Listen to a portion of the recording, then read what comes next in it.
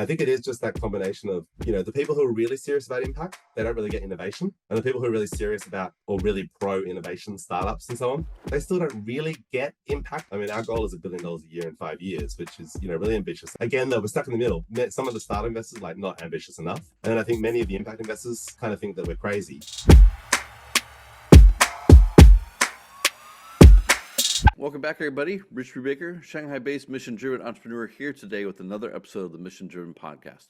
Through this podcast, I'm trying to inspire, equip, and engage the next generation on their path to scale. And through this episode, I'm extremely excited to be joined by Tom Dawkins, who's a social entrepreneur who's got a real passion for bridging technology and business to build a better world. He's doing it through two different platforms. One is StartSomeGood, which is a platform that supports the capacity of social entrepreneurs around the world to design, test, launch, and grow their projects. And the second one is LendForGood, which is unleashing the passion and power of the crowd to provide the capital that impact enterprises need to grow. Now, Tom and I connected about 3-4 months ago as he was on his way to South by Southwest, where he lit off a 3-minute rant on LinkedIn, where he was talking about the struggles, the challenges, why we haven't come to scale as an industry of what I call mission-driven entrepreneurs. We have all the money, we have all the infrastructure, we have all the challenges, but we're stuck. Tom, again, it's great to have you with us. As a starting point, it'd be great if you could introduce yourself and also, what led you into this mission, or what is the mission that you are personally on? Yeah, thank you so much. So, in terms of introducing myself, I'm a multi-time social entrepreneur with a bit of a meta fascination in how we get more people to become social entrepreneurs. Jumping off of your clip, what do you see as the current environment for social or mission-driven entrepreneurs? What's going on? What's positive? What are the current trends?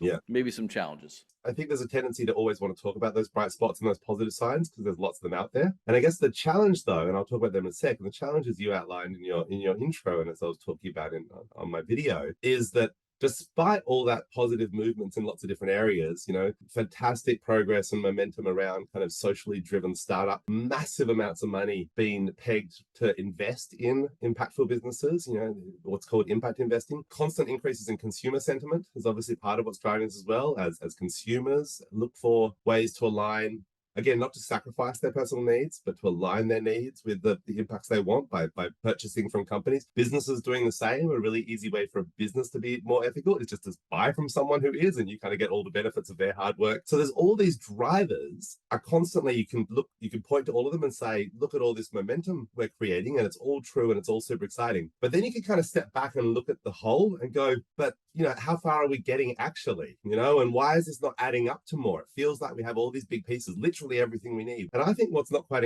adding up is the distribution of that capital across the kind of entrepreneurial life cycle and a gap that has emerged at that earlier stage. And I guess part of what I find, kind of ineffably frustrating about this is that in many ways this reflects the same gap that philanthropy had around funding early stage innovation. But the reason that I started StartSomeGood 12 years ago was because I had spent some time, I was living in the Bay Area, San Francisco at the time, and I feel like that really kind of clicked the world. It gave me a different perspective on the world I'd lived in, the kind of non-profit funding and philanthropy world. And I realized that they're all investors too, that it's not so radically different. They're trying to buy outcomes and they're balancing their assets and their risks and rewards against the outcomes they want and the cost. But that essentially it was an entire world where everyone was mostly investing someone else's money. And so it was a world of all VC equivalents and no angel equivalents. And the reason that's important is because when you're investing other people's money, you need to be able to usually point to numbers and not just instincts or values or your own sense of purpose or whatever. You need to be able to, here's why I invested your money in this. It adds up in these ways. And so those impact investment funds talk a good game about impact and returns, but there's a bit of a mismatch between actually kind of how robust their approach to each is. When it comes to returns, that's an incredibly well-developed, understood mechanism in the investment world. There are different approaches, but basically everyone agrees on the same set of kind of equations. And then when it comes to impact, there's a bunch of different approaches to measuring impact. And so they tend to be all impact first as well, because this is the stuff that they really understand. This is the stuff they're trying to plug on, but they'll make sure that all of that's in place and then try and plug on that. And the fact of the matter is they just can't find enough startups, enterprises that are far enough along, that are proven enough, that provide the right type of financial returns that they expect and are used to, as well as the proven and well-measured impact returns. And so this $1.2 trillion was invested in impact investment, but it wasn't invested in impact. It's sitting inside funds who largely can't find the deal flow they need. If we were to back up a little bit from funding, within the entrepreneurs themselves, the ideas and the platforms that you're seeing built, are these fundable platforms? So I think it can be challenging to everyone in the early stage. You can certainly have a lot of people coming who know impact well, coming from the not-for-profit sector, like me, and they often create great impact models and sometimes suspect business models. But you see the reverse as well. You see a lot of people who have experienced business people, but they're newly awakened to passion, to purpose, or they have made a big commitment. They want to make it more core to their life, but they often don't know a lot about impact or social challenge, and they can sometimes build strong business models but with weak impact models. So I think there's a need on both sides to, I guess, make sure that we are, consciously at the very beginning building businesses that do hold these two things together. That's a good layup into the fact that you've built two organizations, one StartSomeGood, one LendForGood, where you're kind of attacking this problem in two different ways. And so ultimately what we're trying to create is, not just us, but hoping to be part of an ecosystem and a sector. One of my, I guess, bad habits as a social entrepreneur, and you'll see this in the StartSomeGood story, is to constantly try and solve the next problem myself. But we think of more around this kind of these key steps, I guess, in getting people onto that path. And that's about inspiring people. That's also about helping them understand what's possible, education around the social enterprise model. Then design. And so that is actually what we call turning ideas into plans or into models. You've had a light bulb moment, there's something you want to do, but often that light bulb model is around the impact, but now you need to figure out what's actually going to drive that impact long term and hopefully build a robust business model. And then launch, we think, is a really specific, special moment. Getting that idea out there to the first group of constituencies, whoever that is, that might, your early adopters as a startup, and then growth as not everything needs to grow, to be honest. So maybe sustainability might be the word there, but growth being a key part of that. And then kind of running alongside that the whole way through is capacity building. But at each stage, to get through those different stages, there's the need to invest in entrepreneurs and founders to build their capacity. And so to bring us up to the present, what that means that we've helped thousands and thousands of people launch. And so we've really seen from all those relationships that challenge, that next stage challenge. And that really came home to me during COVID when most of our programs took pauses. But one of the things we got to do during that time was actually do an audit from one of our most successful programs, which was a Dream Starter, which we ran with ING. And it had helped launch 68 new B2C social enterprises. And we got in touch with almost all of them and dug up information online and others, so on, and discovered that 2/3 of them were still in business, which is absolutely amazing because it went back 8 years. I mean, some of them more recent, but kind of all of them were 2 to 8 years old. And of the 68 that have gone through the program, 2/3 still operating. And of the ones that shut down, half in the previous 18 months, so basically killed by COVID. But of those that were operating, only 3 had made it past 10 staff. And why they get stuck, to bring us to the funny piece often, is that it's impossibly hard for them to find even quite modest amounts of investment often in their own business. And often what they need through this next stage is a series of small investments, small grants, but 50,000 at a time, 100,000 at a time, so they can buy a piece of equipment or like overhaul their packaging, which might be holding them back, or go to a couple of key trade shows. They kind of get stuck in what we call these artisanal enterprises. To follow up on that, you mentioned that there's a few that have they got the three that got to kind of 10 employees. Is that success? And if it is, I'm curious, like at that point, in my experience, when you get to 10 employees, you get to 15, 20 employees, that's the inflection point to scale. And bringing back to this idea that we started off with was like these organizations have yet to come to scale. What do you think kept them at 10 employees? Like, were these organizations that never would have gone past 10? Or was it that the founder, the organization itself wasn't structured for scale itself? So on your first one, just quickly, I guess, so the key stats were 2/3 still in business. Of the third that shut down, half only just shut down during the COVID period. And so that's, a high levels of survival. The 3 that were still kind of past 10 staff, all of them, interestingly, were structured as charities. All 2 of those 3 were those work integrated social enterprises. So as I said, part of why they don't hit an inflection point in a way is because they're not truly profitable. They're a kind of sustainable and meaningful hybrid of commerce and philanthropy. They do get trapped sometimes in a bit of a dynamic whereby we want to grow, and how do you grow? Well, you sell more. But in some cases, everything they sell is at a slight loss through that subsidy. So in order to be able to sell more, they will also need to be able to raise more philanthropy. Now, the good ones can do that, but it's not quite as natural. It's not just that kind of profit engine as a business would normally hit, that by the time you're at 10 or 15, you're right, you've figured that out, and it should just be kind of rolling on something. It doesn't become easy. There's new challenges all the way along. But I mean, I certainly think there are, I don't want anyone to think that there aren't like some really, as humanity's an example of, and many others, some very aggressive, high growth and successful startups, particularly in the sustainability and climate space. They tend to go through more startup accelerators. There is an interesting kind of gap in the world. There are certainly a lot of people going in the more what I'd call mainstream startup scene, who I would define as a social enterprise, but it's not how they talk about themselves. They just talk about themselves. They're a startup. They're in the clean tech space. That's an exciting space. There's a lot of innovation and investment. But they certainly meet my definition of a business, of a business with an overtly social environment. So then, do you think that some of this is actually sectoral? Like, is it just about the sector itself, or is it more about the business model in your view? Like, if we were to look at some constraints, what are the ones that you think are of most importance when it comes to this challenge of scale? I mean, look, the fact is, it's just that the biggest constraint in some ways might be our brain, that we need to bring this stuff together, because we can't live, we can't pretend to live in a world where you can just like do business here and then take care of the world here. Like, it's all one world. So the only way we're going to build a sustainable society is by getting better at thinking about these two things together. But it is fundamentally hard for our brains. Well, and I agree with you, like, especially emotionally, like I'm with you on this. Like, our human brains are still struggling to bring those two things together, but that's not going to, acknowledging that is not itself a fix of the market gap that we face. Eventually, either the market has to start recognizing this, or the entrepreneurs have to get better at showing that. This is where I kind of think that crowdfunding is important, is that before the spreadsheet, I don't think the spreadsheet's needed until you're going to get real money, right? Like $1 million, $5 million, $10 million. That pre-million, it's off your story. I'm an entrepreneur. I'm trying to solve this problem. Are you with me or are you not with me? And if you are, join the mission, join the movement, join the whatever.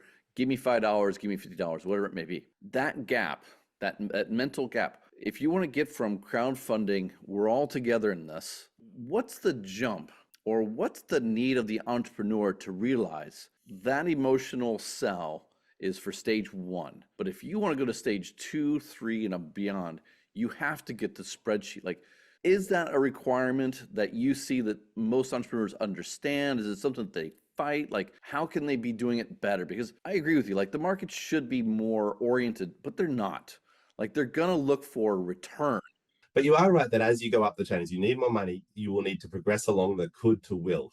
Partly just it's the way it is, whether it has to be that way forever or not, is that, obviously as you get further up and need bigger chunks, you're almost always dealing with someone investing someone else's money. And they're going to need, more and more evidence as they are deciding whether to invest more and more of someone else's money. On the impact side, you'll also need more and more robust evidence that, yep, when people graduate from our out of school tutoring program, they really do then do better in life. When people come through our work integrated social enterprise, they can then move on and get stable jobs. Jumping off that point, what are some of the signals that an entrepreneur is making that turn, not just in their head, but also in how they are building the organization so that they get ready for that next stage? So I do think, most people I think are pretty conscious around the need to make these things work.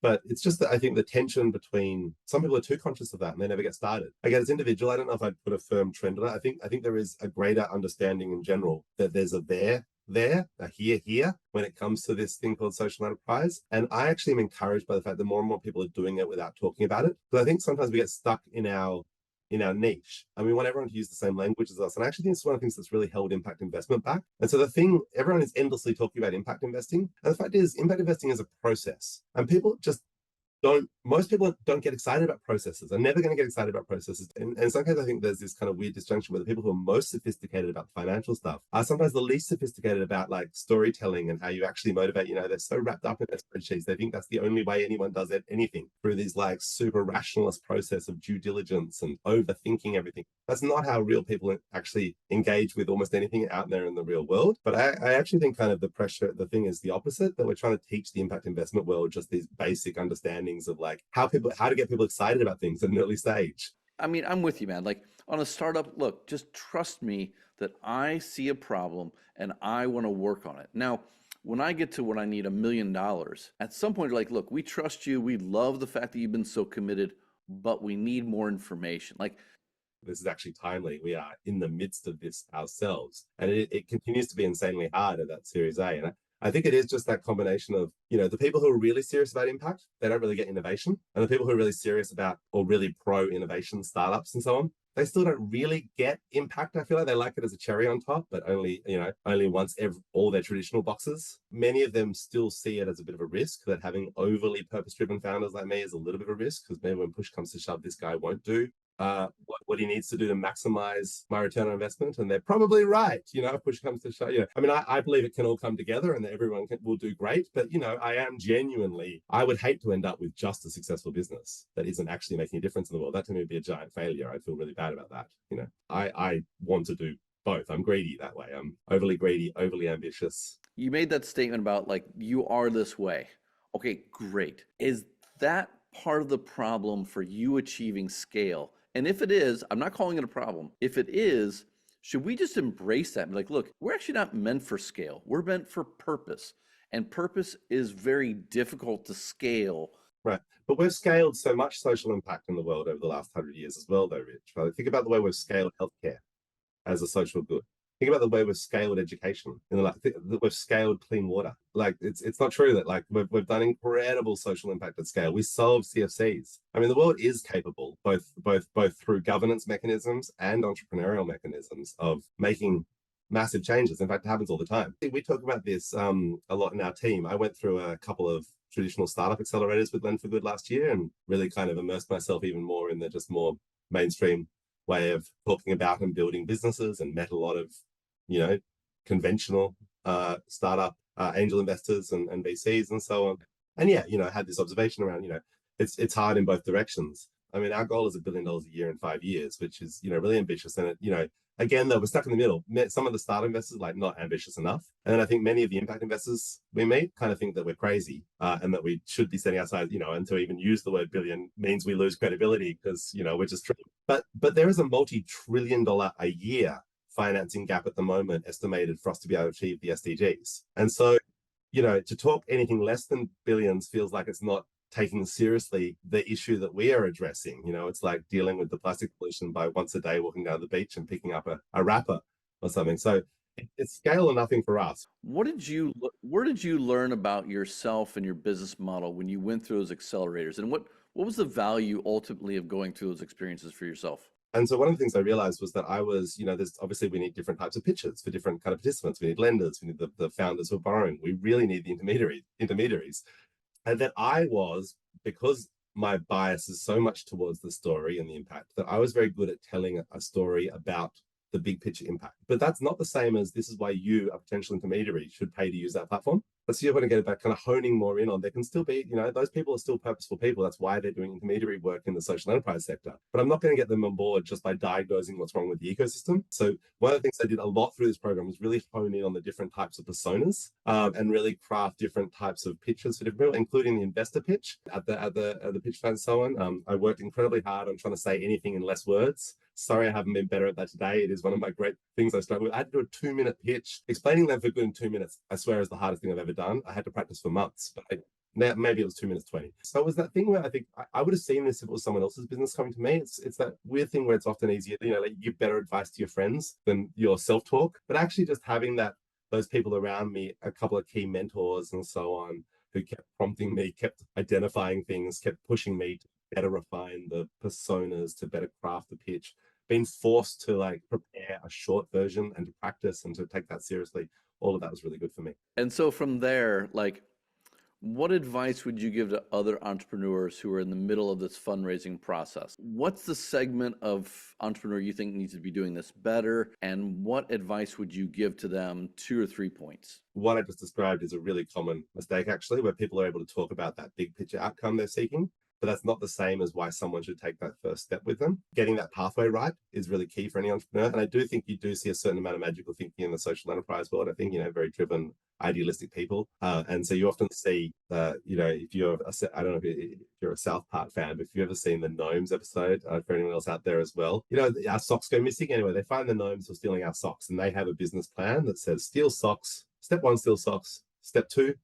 Step 3, profit. And I kind of think you see a lot of social enterprise business models that look, or impact models even, that look a little bit more like. It's like we're doing something with people here, and then magic, and then problem solved, kind of big picture. And so the second maybe dot point to go with this is that you're always about meeting people where they're at. It is sometimes people do get caught up too much in their own passions. We're driven by our passions and purpose and so on.